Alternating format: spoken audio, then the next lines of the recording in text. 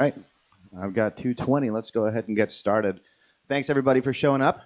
I hope you're enjoying the conference so far. I hope you're not as jet lagged as I am. It's a bit of a journey from the U.S. So this is getting started with Node.js, and this really is a beginner introduction. Doesn't really assume that you have any existing knowledge of Node.js. Maybe a little bit of JavaScript would be helpful, but we're not going to get into too much complex code. We're mostly going to kind of focus on the architecture and show sort of what it takes to get started right now using Node.js. So, who is this nerd? I'm Justin Reock. I'm the chief architect at RogueWave Software. I focus mostly on our emerging open source technologies that we like to focus on. As a company, we provide services and support for community editions of open source packages. So we do not branch, we do not proprietarize, we allow you to get the software from the community, and we can provide you with support. In fact, this presentation comes out of a 3-day comprehensive training that we do on Node.js. So please feel free to get in touch with me if you're at all interested in anything like that, and I promise that is the last sales pitch you will hear from me. So what are we going to solve today? Hold on. No, just kidding. Nobody likes the spinning wheel of doom or the spinning wheel of hope. So we're going to talk about how we can use asynchronous processing to be able to return requests back to our users faster. Node is inherently asynchronous.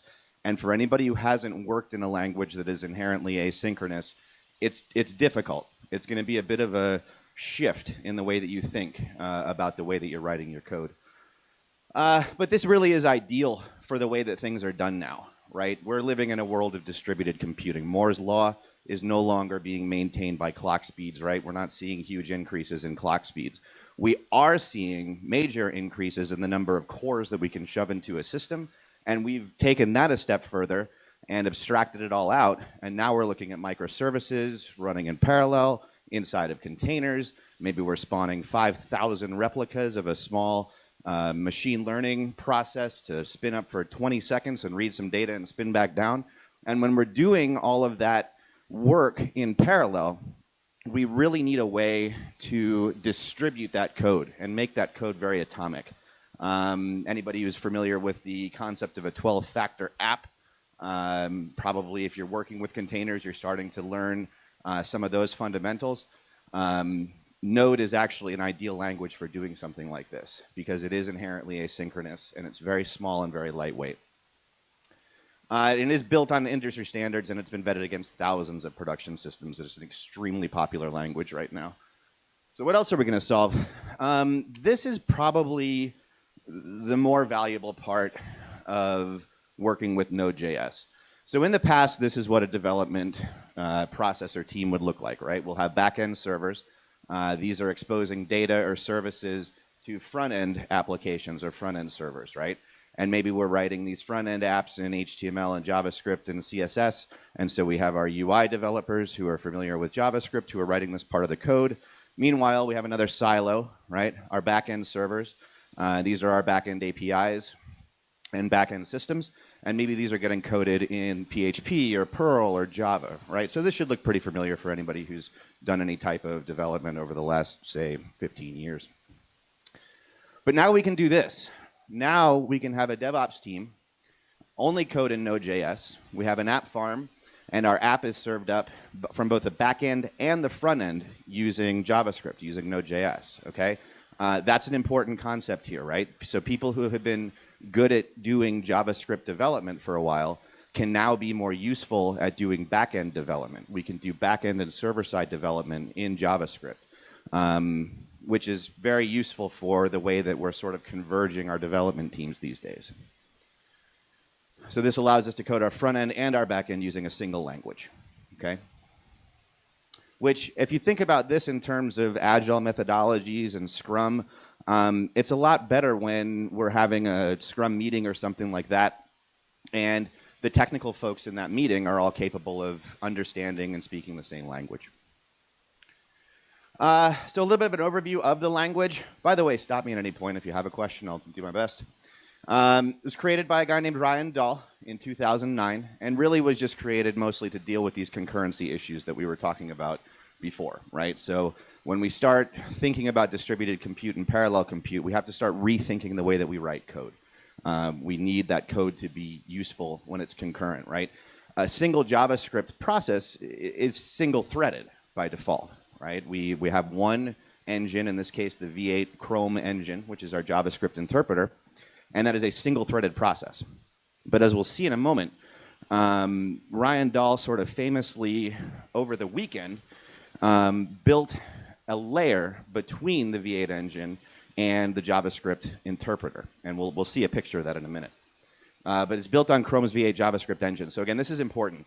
When Node.js does not use its own JavaScript engine, right? It uses an industry standard engine. But what it really does is layer some tools in front of that engine that allow us to do concurrent coding. And if that doesn't make sense right now, don't worry, it will in a minute. We'll see a picture. It is single-threaded, asynchronous, event-driven. We can achieve vertical scale by adding additional CPU cores. And there are actually conventions within the language where in just a couple of lines of code, you can tell Node.js to fork off a certain amount of worker processes to match the number of available processors on the server in which the code is running, so it can auto-scale to an environment. Again, very ideal for something like a container environment where we may not necessarily know the sizing of that environment. And we can use JavaScript on the browser as well as in the server, which is going to minimize this mismatch between the environments. So for instance, I can do all of my form validation in a single app, as opposed to having to do form validation on the front end and then repeat that validation again on the back end. There's a list of registered subscribers, which are basically just node processes, and they are notified when their state changes. Okay, so you have a pub sub or a topic-like pattern happening between worker nodes and a master node, and that master node is able to communicate down to the worker nodes, and the worker nodes can communicate back up to the master using a topic kind of pub sub methodology. We also have NPM. This used to be called the Node Package Manager. Now you're just supposed to pretend that the node doesn't stand for node anymore, because this has become a general sort of JavaScript module repository, but the vast majority of these modules are for node. So anybody who's familiar with, maybe pip in Python or CPAN in Perl or NuGet in .NET, you already know what NPM is. It's just a package manager for installing dependencies for your node applications. As of February 2017, there were over 400,000 total packages on NPM. However, as of April of 2019, that number has doubled. And there's no question now that NPM is not only the fastest growing module repository and dependency repository out there, but it's also the largest, compared even to things like Maven Central right here for Java. Right, so any Java developers like myself who are using Maven, you're like, oh, there's a lot of modules in there. Yeah, well, NPM has, almost 4 times as many at this point, and continuing to grow very quickly. So just sort of a general overview here, sort of pros and cons of using Node. On the good side of things, it is very lightweight with an extremely low memory footprint. It is a true cross-platform environment. In that server and client-side code can both be written in the same language as we talked about before. It is very fast. Its asynchronous nature allows it to be just about as efficient as it possibly can be. It is very popular, gaining lots of popularity right now. I think it has sort of the same appeal that a language like Perl had in the late 90s, right? This shared repository of well-written dependencies. But it's just a little bit more advanced of a language, right? But I think that's why it's catching fire the way it is. There's already a lot of people who understand JavaScript, and so to make the transition to Node is just not that difficult. You need to learn a little bit more about the additional modules that you can use in Node and learn a little bit about NPM. Get familiar with some subjects like semantic versioning and things like that. But overall, if you've done JavaScript development, it's pretty easy to make this transition. It is full stack web development, and it's highly extensible. Now, on the bad side of things, the V8 engine does have a 1.7 gigabyte memory limit, okay? That means that we have to have multiple V8 engines processing in parallel if we want to be able to use more than 1.7 gigs of memory within our application. And again, we can do that by taking advantage of Node's clustering functionality. So this makes a vertical scaling challenge, but workarounds do exist. Module versions can get a little bit confusing. For the most part, people are conforming to semantic versioning, which does make your life easier, but not necessarily. Open source governance is not flawless. If anybody's familiar with the LeftPad debacle from a few years ago, this was a really big deal. There was a module in Node. It was like 18 lines of code. It was a very small module. And the purpose of that module was to insert spaces, left tab spaces, so that you could align text. This thing was used all over the place. All right, tons and tons of apps were using this. The maintainer got angry and pulled the module off of NPM, literally breaking the internet. It's a very interesting story to read, but a good reminder for everybody that you have to be careful about your use of open source. Open source is the best thing in the world, but you have to govern it. You have to manage it. You can't just go wild with it. And definitely a learning curve for developers who maybe aren't used to dealing with a language that is inherently asynchronous. Again, it's a different paradigm. It really feels different when you're coding. You know, you expect your code to just execute one line, like you're used to with a synchronous language. But in this case, that's not happening at all. Node is absolutely going to skip ahead in your code and execute things further down, even if it hasn't finished the asynchronous action that it had before. We do have ways to make this a little bit easier. We have like promises and closures and things like those patterns if you're used to that. We now have a relatively new functionality that was introduced in ECMAScript 2016, I think, called async await, which allows us to pretend that our code is a little bit more iterative. But just again, you know, be aware that's probably the biggest challenge for people who are just coming in to JavaScript and to Node.js is wrapping their heads around this sort of inherent asynchronous nature. Here's a web-enabled Hello World app. So again, this is a web-enabled one. We're actually creating a back-end web server here. Okay, so as opposed to just printing something out to the command line or whatnot, we're actually spinning up a lightweight web server that's called just basically the HTTP module that ships with Node, and that HTTP module allows us to create a small HTTP server, respond to certain requests, and then push what we want to. And of course, we tell it to listen on a particular point or port. Okay, so this is interesting, right? This is JavaScript creating a backend web server that can service requests. All right, that's different. JavaScript's usually served up by a backend server. It's not usually the backend server, but again, that's fundamentally what's different about this. Very high level look at the architecture and what kind of makes this different. And so I said before that the creator of Node.js, Ryan Dahl, built this thing over the weekend. Well, if you look at the architecture here, you can kind of see how that's possible, right? Down here, this is the V8 Chrome engine. This is the actual JavaScript interpreter. This is not written by or maintained by the Node.js community. This is the industry standard JavaScript interpreter. But what have we done here? We were asking our app to pass commands through the Node engine. This is proprietary to Node.js. We have some miscellaneous libraries that we might hit to access the operating system. Okay, we've just fundamentally shifted here from what we're used to with JavaScript. JavaScript's not supposed to be able to know anything about what's going on at the operating system level. It's sandboxed to the browser for security purposes, right? You wouldn't want somebody able to just access or just run some arbitrary JavaScript code on your laptop and give them access to your operating system. But Node, of course, has to do that because it's running on the back end. So it has some special libraries specifically for accessing things about the operating system level. Then we have this interesting thing here called libuv. Libuv is a very fast event loop. It's an event loop that was created in C++ specifically for Node.js. Now it has found some use in some other applications as well. It's completely open source. But this is the magic. This is what makes Node.js so different. I'm passing commands asynchronously down into an event loop. That event loop is asynchronously taking actions against the engine or against the operating system and returning things back to the application. This is how I'm capable of having a distributed application that could actually spawn multiple instances of the V8 engine to allow this to allow the code to execute in parallel. All right, so it is literally spawning off multiple V8 processes on the server to go and service a single JavaScript action. Okay, so you're writing code, and when it executes, that action actually goes into its own isolated V8 engine instance and executes and then returns something. So this does a couple of things for us, right? So first of all, it makes it very easy for us to be concurrent. In general, as long as you can wrap your head around the asynchronous semantics of the language, you shouldn't even really have to think about this. It just kind of works that way. It also makes it inherently thread safe, okay? Because V8 itself is single-threaded, and because we're running these multiple JavaScript actions inside of isolated, separate V8 instances, they are running in their own thread. They are thread safe inherently. Another way of looking at the same architecture, here's our app passing commands into V8.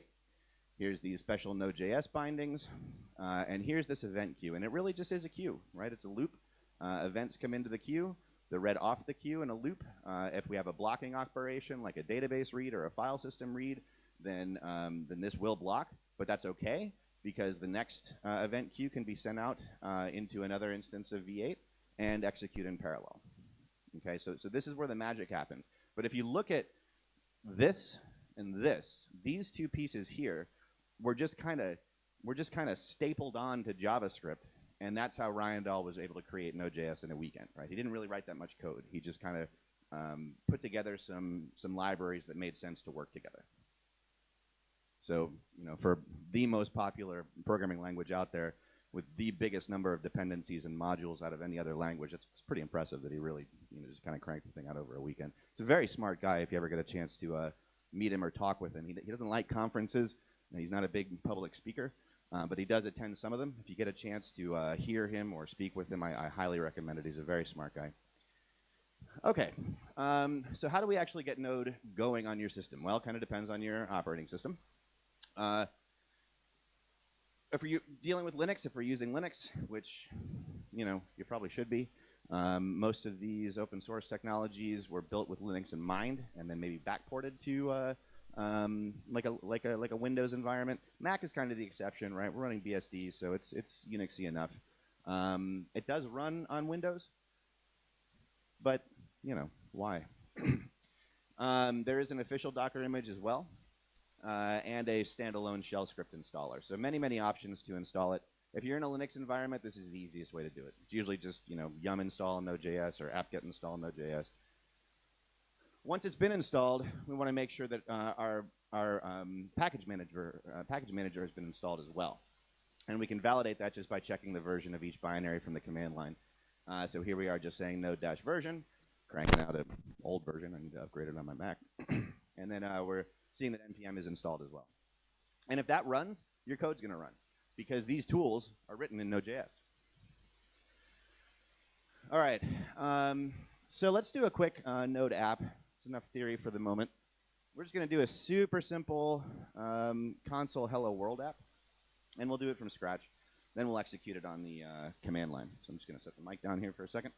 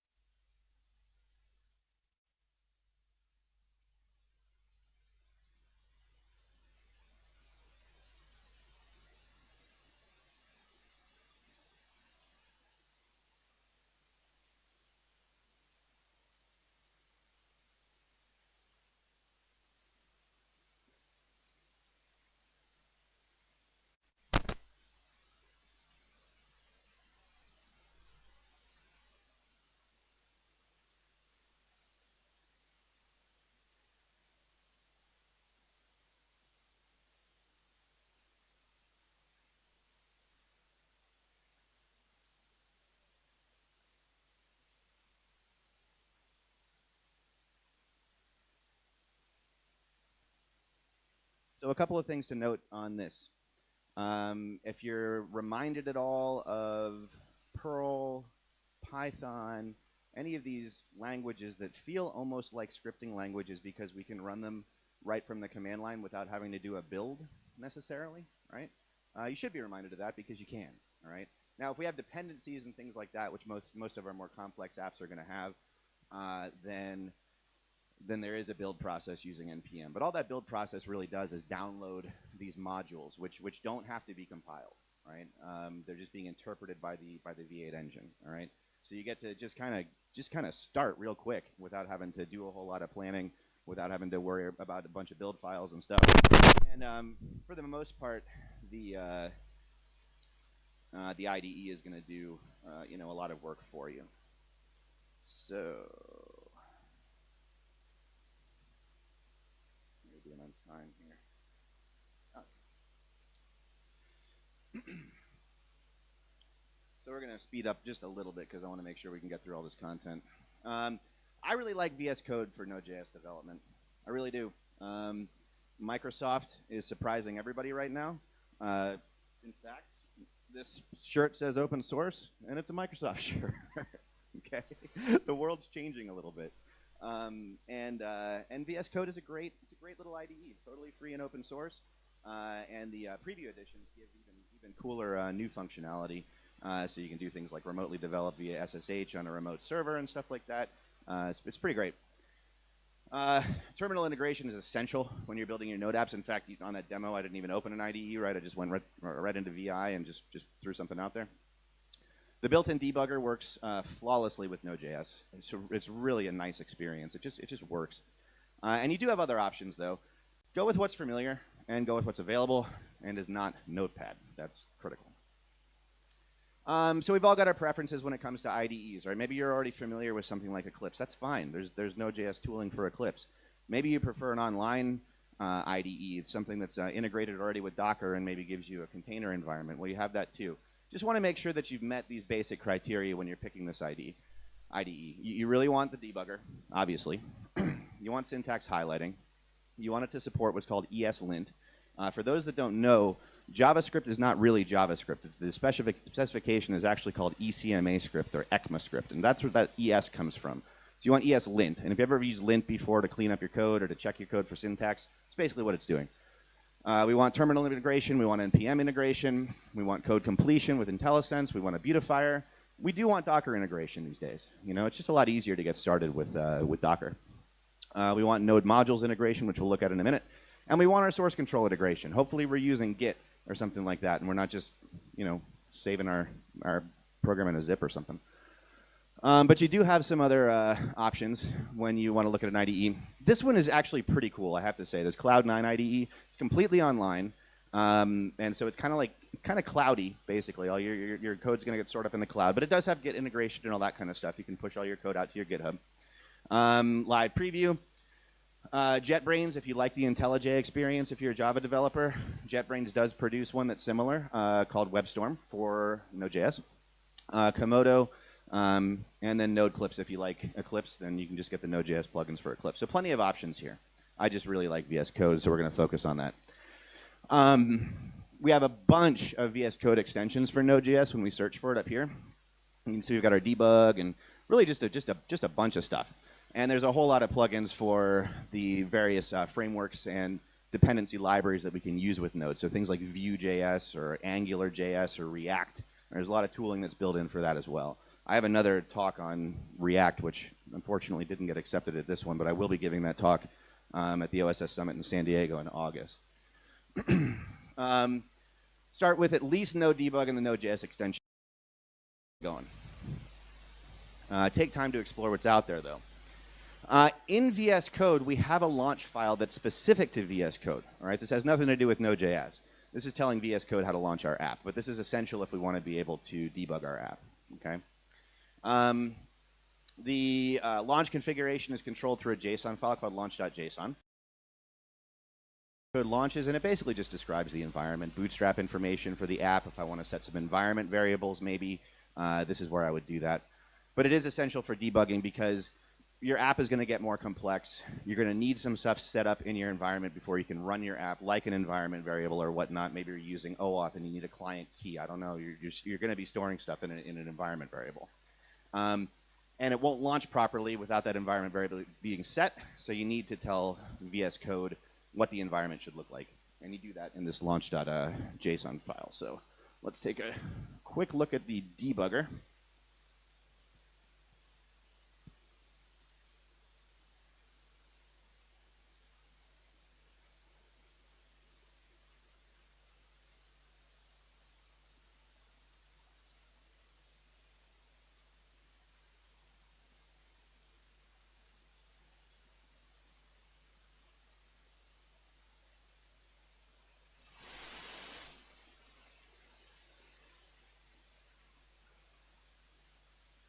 I can get coordinated here. Okay, so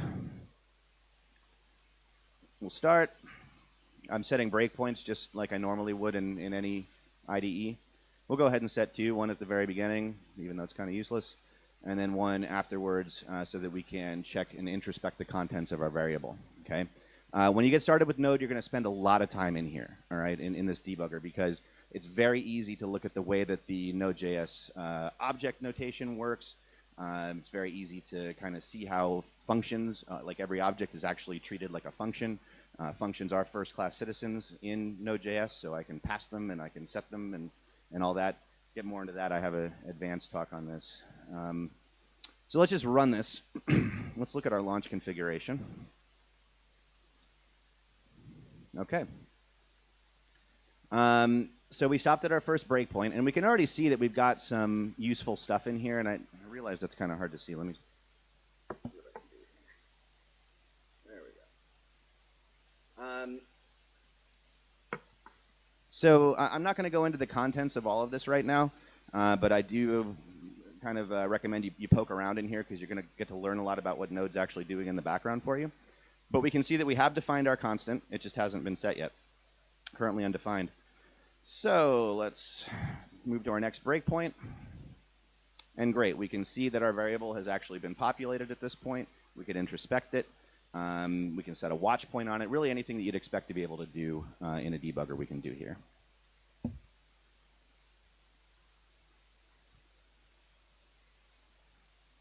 All right, pick up the pace just a little bit.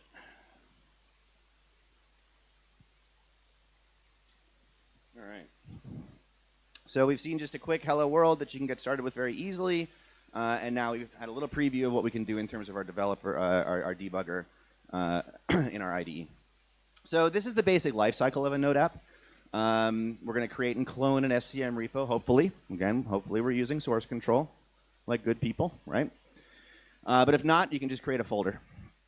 If you're going to use Git, set up your ignore files and whatnot. You want to initialize the project. This is the best practice. I haven't done that yet. The very last demo shows that. But npm init will set up a file called package.json that we're about to see. And that's like your build file. That's where all your dependency information is housed, as well as some meta information about the app itself. npm init will set that up for you automatically. And a lot of IDE plugins and extensions will do that too. Then you just get to it, start coding, commit as normal, and then build. So in our target production environment, we're going to run this npm install. That's going to download all of our necessary dependencies. When we see our package.json file in a minute, this npm install will actually go out to the npm repository, pull all the modules down, which is effectively the build process for Node, because again, we're not compiling anything. This is what the npm init kind of looks like.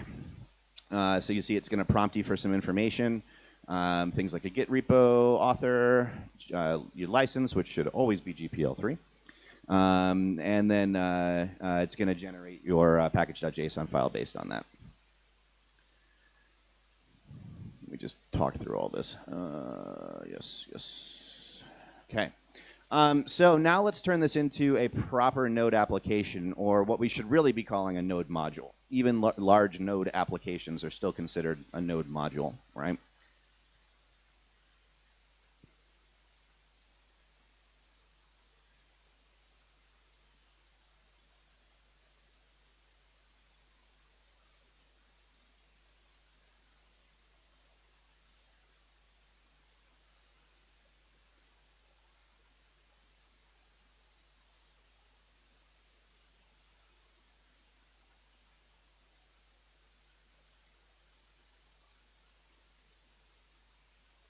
This just comes with your Node tooling, right? If you've installed Node, you should have the npm tooling as well.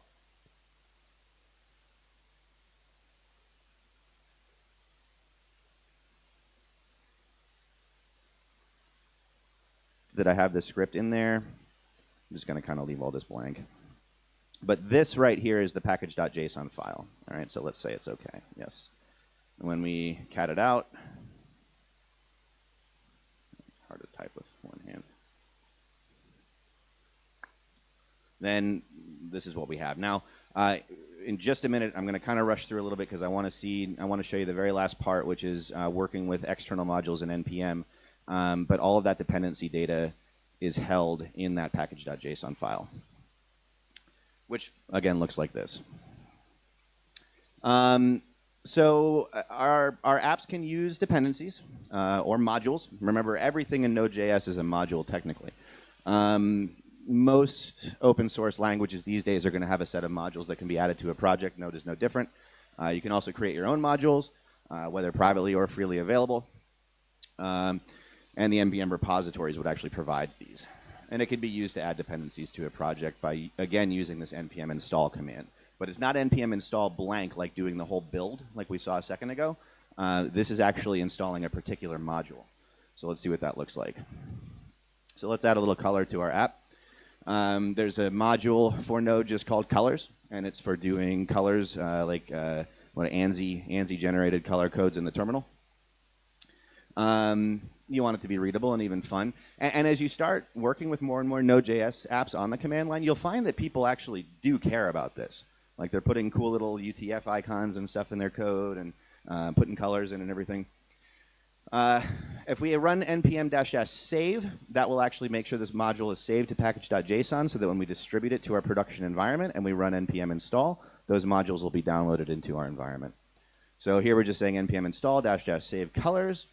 And then in our code, we can now require the colors module. And now we can use this syntax to make something like red and underlined. So let's take a look at that real fast, and then we'll wrap it up.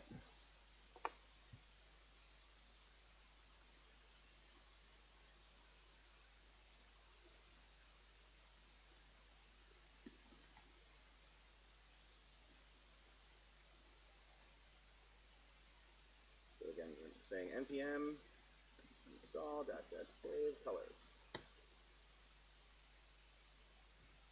Notice all the pretty colors. Okay, now what did that do? We've got our package.json file, and now we have this new folder called Node Modules as well. And this is, unsurprisingly, where our modules just downloaded to. So if we do a quick ls in here, we can see that the colors module downloaded. And if we pick this up, it's just another Node.js module. It's just written in Node. If we look at our package.json file,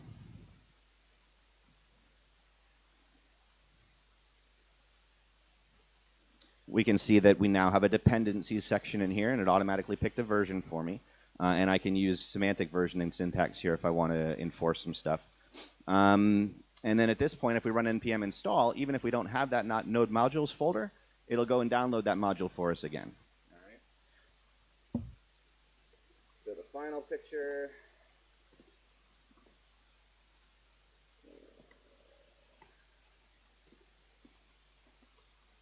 Here.